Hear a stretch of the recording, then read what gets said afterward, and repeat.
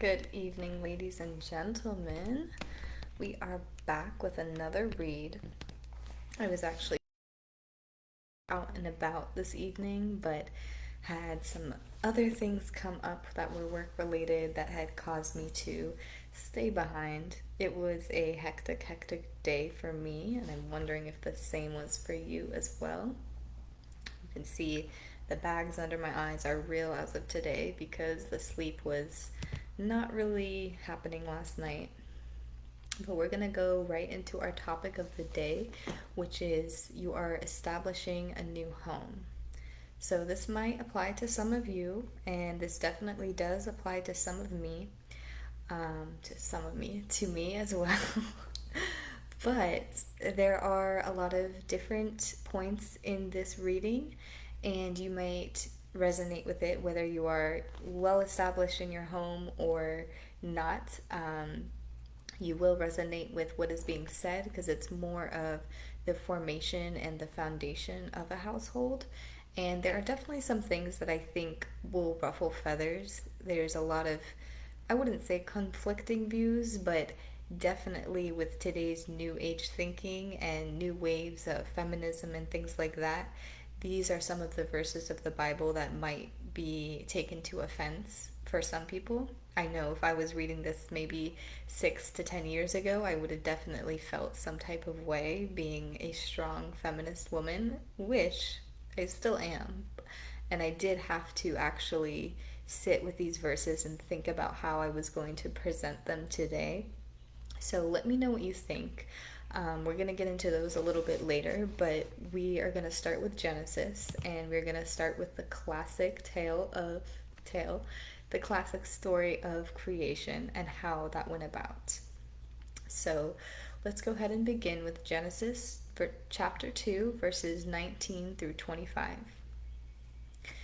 Now, the Lord God had formed out of the ground all the wild animals and all the birds in the sky. He brought them to the man to see what he would name them. And whatever the man called each living creature, that was its name. So the man gave names to all the livestock, the birds in the sky, and all the wild animals. But for Adam, no suitable helper was found. So the Lord God caused the man to fall into a deep sleep, and while he was sleeping, he took one of the man's ribs and then closed up the place with flesh. Then the Lord God made a woman from the rib he had taken out of the man. He brought her to the man. The man said, "Ah, this is now my bone of bones and my flesh of flesh.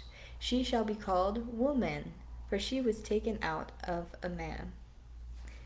That is why man leaves his father and mother and is united to his wife, and they become one flesh. Adam and his wife were both naked, yet they felt no shame. Let me just adjust this really quick. And I'm sure this is possibly the most famous verse story in the Bible, right? This is for sure something that's very widely known from pretty much everywhere. Okay. Let me go ahead and break it down a little bit, even though I'm sure it's been told time and time again. Something that I did want to point out that I thought was interesting was the fact that in this version of the Bible, this is the New International Version. I don't think, I could be mistaken, this could be in other versions as well, but it's pointed out that God had made wild animals and the birds of the sky um, in the first section, right? And then it is said that Adam had named, or man is called, there's no Adam, I guess, in this one. Man names the livestock, the birds in the sky, and all the wild animals. And something that I took into consideration was the fact that there was no mention of the ocean or the oceanic creatures or any of the fish, which I thought was pretty interesting. And if anybody knows, maybe has a different version of the Bible that mentions the things that are in the sea, please let me know. But I thought this was very interesting. and something to maybe think about. Okay. And then, of course, but for Adam, no suitable helper was found. So he made Eve from Adam. And I thought it was a little quirky how he claims he's like, this is woman because she was taken out of me, like taken out of my womb. So this kind of guides to the fact that the man actually had knowledge of a womb. He was aware of what a womb was, quite possibly because he might have came in out of one himself. But of course, that's not really described in the Bible. It's more so that he was made from dust or mud or what have you. But there is knowledge here that Adam is aware, or the man is aware of the fact that there is a womb or there is some kind of origination of life, and there is knowledge of that. And yes, they are united as one flesh, which is very, very interesting. And that's a topic that I want everybody to hold on to especially in today's age. When you join with a partner, you really do become one in the fact that you share energy, you share emotions, you share feelings, really as like you are one being. So I mean, oftentimes between Ian and I, if one of us is tired or stressed out, the other person might be feeling tired and stressed out for no reason. And so we were both sleep deprived as of last night. So today for both of us was just like way too much for us to handle, because when we were both, it's one thing if one of us is up and then the other is asleep or vice versa, but when we're both really, really drained low, it can become a little bit crazy. So that's something to remember. You guys, with somebody's partner, you guys are one source, right? One connected being, one flesh. So something to remember. So now we're going to go on to Ecclesiastes, and this is chapter 9, verses 7 through 10. Go, eat your food with gladness, drink your wine with a joyful heart, for God has already approved what you do. Always be clothed in white, and always anoint your head with oil. Enjoy life with your wife whom you love, all the days of this meaningless life that God has given you under the sun, all your meaningless days. For this is your lot in life, and in your toilsome labor under the sun. Whatever your hands find to do, do it with all your might, for in the realm of the dead, where you were going, there is neither working, nor planning, nor knowledge, nor wisdom. Great. Some things to break down in that. I just want to make sure I got a verb tense correct, because I noticed something was a little off, but it could be the way that it is.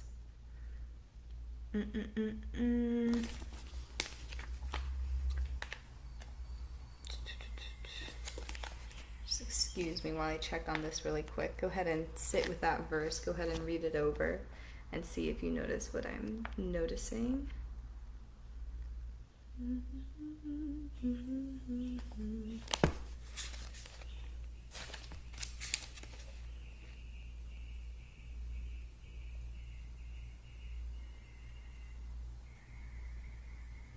Where you are going. That's what I thought. I was like, that does not seem right. Where you are going. Okay, so to go ahead and break this one down a little bit, Ecclesiastes I think is also one of my other favorite books in the Bible. So go eat your food with gladness and drink your wine with a joyful heart. So despite what many Christians believe, alcoholism is not really a sin. So it was very clear that in the Bible that this was a time of the past and many people enjoy it now. So if that is something that you partake in, not alcoholism, but drinking, alcoholism might be considered a sin, correct? But drinking in enjoyment and celebration is not necessarily a bad thing. So don't get too hung up on that. Something that spoke personally to me was go eat your food with gladness. And with all of this philanthropic work that I have been doing, sometimes I will be feeling like I should be restricting myself even more and, sacrificing more and more. And there are always times for that, but most of the time I try to remind myself to make sure that I'm being well taken care of and make sure to enjoy my food that I'm eating and never feel guilty about the abundance that you do have and the abundance that is granted to you. And I think God was speaking to all of us when He said this. Just remember, always have that gratitude and always be happy and glad when you eat. It provides you lots of different health benefits as well. I always bless my food, especially now that I've gotten into the rhythm of things, always before, and give it gratitude so I know that those calories and that energy is going into the right place. So eat with gladness, eat with intention. You could always, it sounds far fetched and I'm not really going to get into it, but eat with intention is what I'm kind of trying to get at there. Um, let's see, and I like this. It's kind of interesting that this is mentioned. All the days of this meaningless life, and he mentions it again. All your meaningless days. So God is referring to our lives and our days as somewhat meaningless, which is very, very interesting to describe something that we hold on such a pedestal. Life is all that we know. This life, for a lot of people, is all that they know. So for God to prescribe that as meaningless, it almost makes you stop for a second and be like, wait, what? But when you think about the grand scheme of things and how long everything has been operating and how long your soul, and your spirit has been existing on this plane, this tiny little life may actually be quite meaningless. So make sure that you're enjoying your time and you are just really living it the way that you want to live it, correct? For this is your lot in life, right? And whatever your hands find to do, do it with all of your might.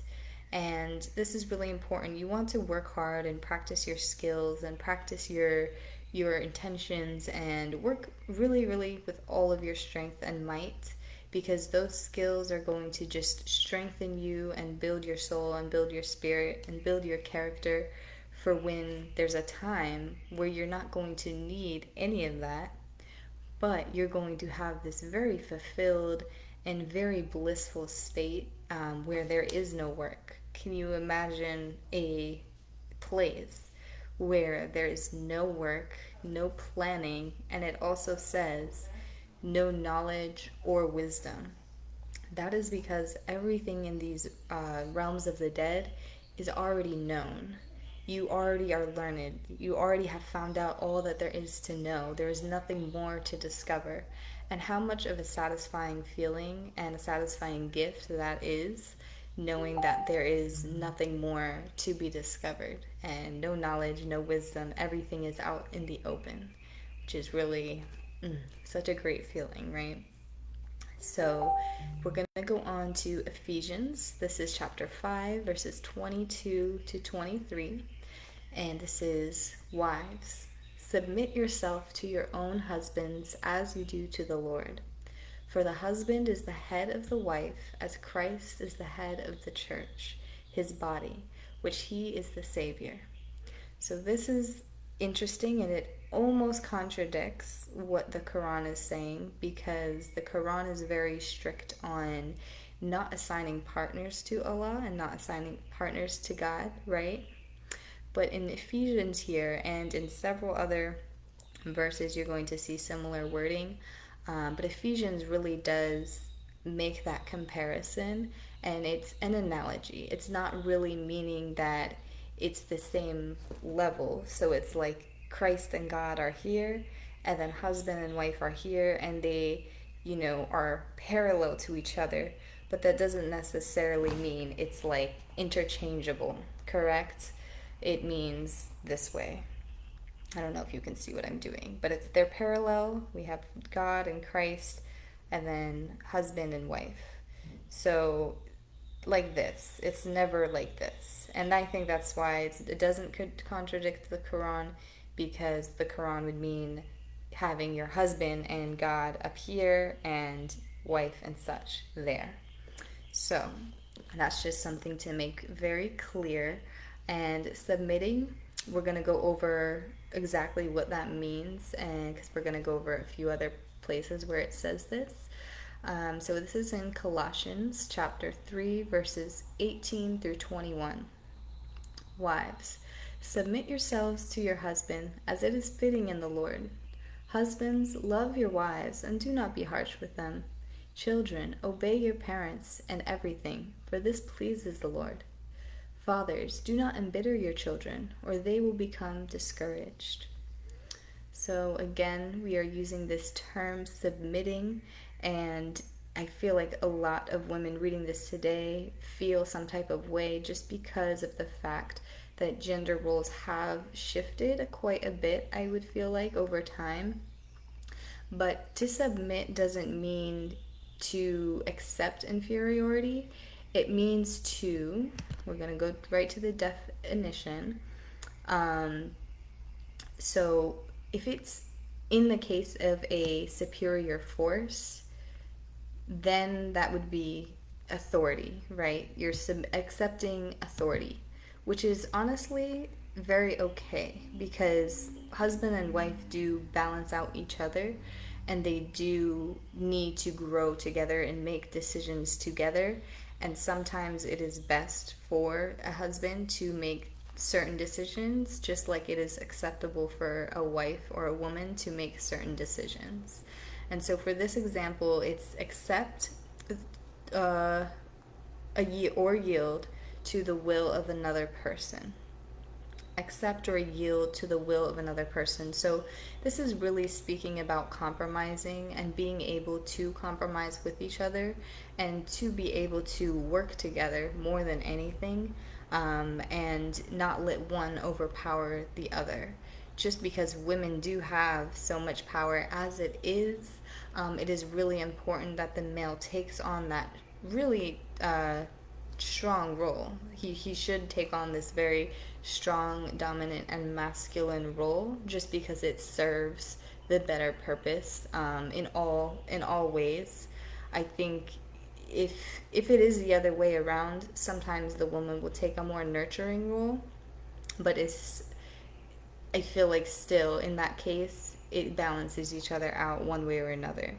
It's a little bit complex to go ahead and like speak out. It's kind of hard because you don't want to offend anybody or anything like that, but I think it makes a lot of sense, and I think that most people practice it this way whether they admit it or not. So there's no shame in this thing because it is ordained by the Lord. So let's go on to First Peter, and this will be our last reading for the time. And this is chapter 3, verses 1 through 7. Wives, in the same ways, to make yourselves to your own husbands, so that if any of them do not believe the word, they may be won over without words by the behavior of their wives, when they see the purity and reverence of your lives. Your beauty should not come from outward adornment, such as elaborate hairstyles and the wearing of gold jewelry or fine clothes. Rather, it should be that of your inner self, the unfading beauty of a gentle and quiet spirit, which is of great worth in God's sight. For this is the way the holy women of the past put their hope in God, used to adorn themselves. Past, who put their hope in God? Who? Okay, used to adorn themselves. They submitted themselves to their own husbands, like Sarah, who obeyed Abraham and called him her Lord. You are her daughters, and if you do what is right and do not give way to fear. Husbands, in the same way, be considerate as you live with your wives, and treat them with respect as the weaker partner and as heirs with you of the greatest gift of life, so that nothing will hinder your prayers. So let me just go ahead and adjust these typos. I'm sorry.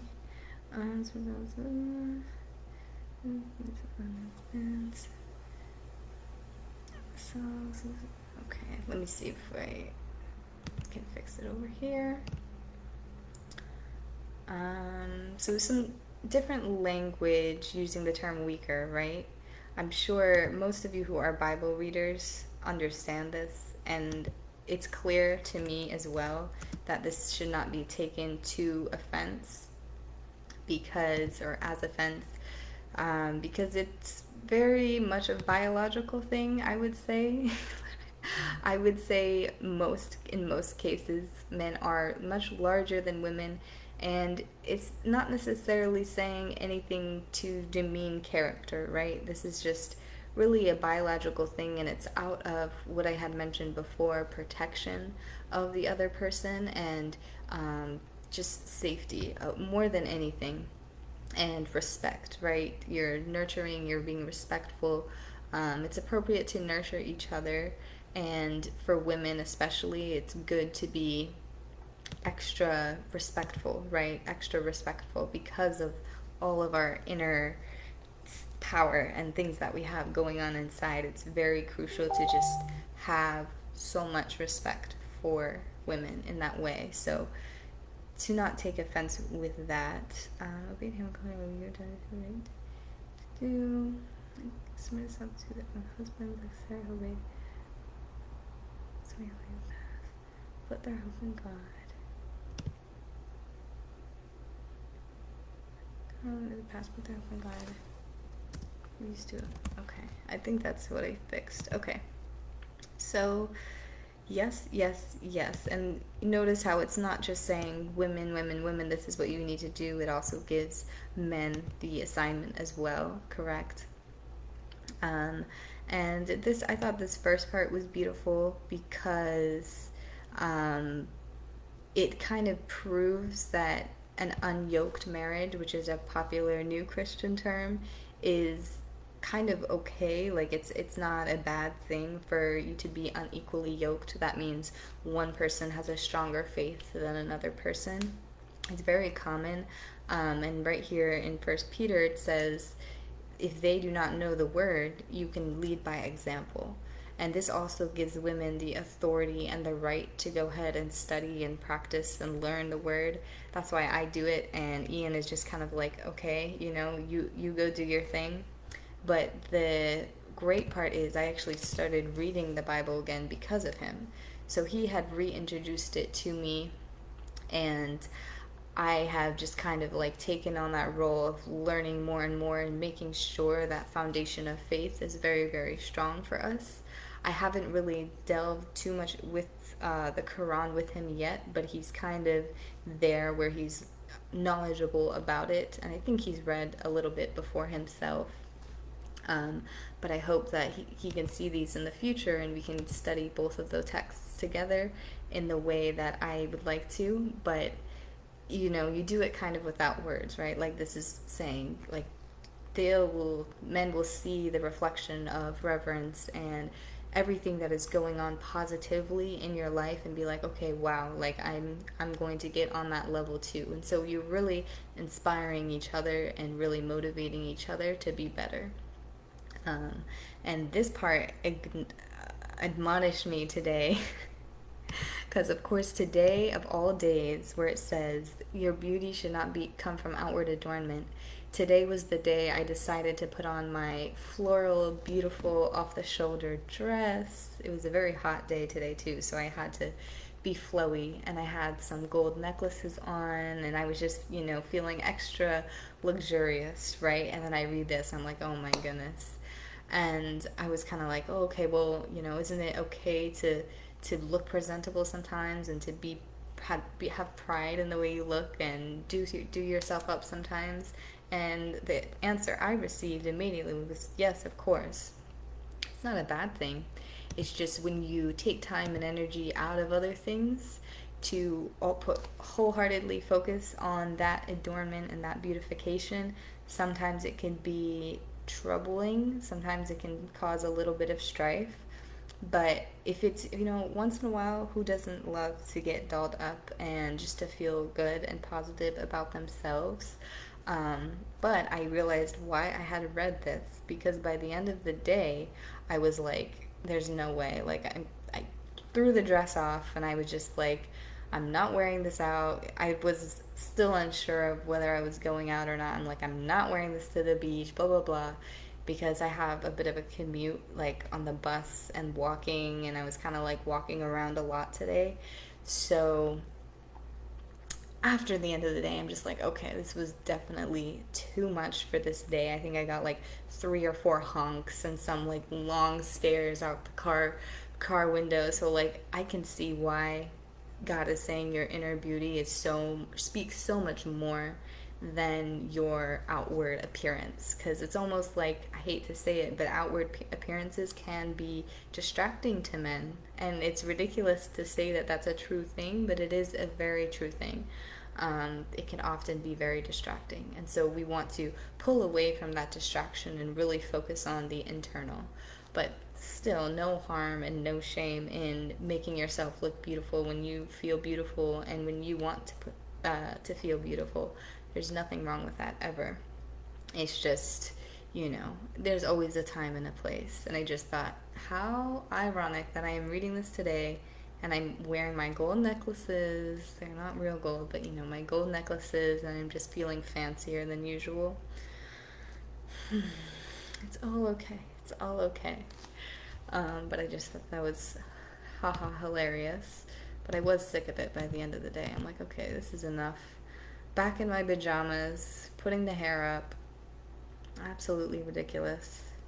But yes, this is a little bit on homemaking and the importance really of man and woman working together, supporting each other, loving each other, and using each other as like a really strong foundation to connect with the Lord, because the Lord is right here up in the middle and you have your husband and wife here, so you really build this like nice little foundation for the rest of eternity, and that's a beautiful, beautiful thing. And marriage is ordained by God. It is set up before you even knew that you were going to get married and be with this person. It was already being planned and set up. There is nothing by chance, nothing by accident. So if you are waiting for that person, or if you are happy alone, that's even better, honestly, for some people. But yes, if you're waiting for that person, it's coming. It's being divinely orchestrated, whether it's in this life or the next one. So it's always about just being happy with who you are, and just being sturdy and everything like that. Enjoy your life. That's what I got from this reading. Love each other, whether you're husband and wife or best friends. Love each other no matter what. Very, very important. And yes, lots of different things you can go into this with gender roles and everything like that, sexualities, orientations, different things. And there are really no restrictions, despite what the modern faith or the original faith might teach. Yes, it says this in the Bible because that was just the easiest way to describe it. Imagine if we had to go into, okay, and if you're a woman and a woman, you can be like this, da da da da da. If you're a man and a man, you can be like this, da da da da da. The Bible would be maybe the Bible would maybe 10 times longer than it is right now if we had to go into all of those nuances that are widely accepted and appreciated today. So again, well, first time me saying Happy Pride Month, by the way, very exciting. Yes, but there's no shame. There's obviously no shame. This is just really one depiction of one example, right? We're talking the first man and the first woman and how that has carried on and produced life throughout generations. But there are many ways for you to hold life now, thanks to technology and medicine and adoption and all of these things. So there's really no fault at all with any other thing, right? We appreciate and love everybody no matter what. That is the truth. All right, folks, that was a good long half hour today. I will go ahead and catch up with you tomorrow, and I'm begging my body to wind down this evening per usual, so we will see what happens. Good night. God bless you. I love you. Bye.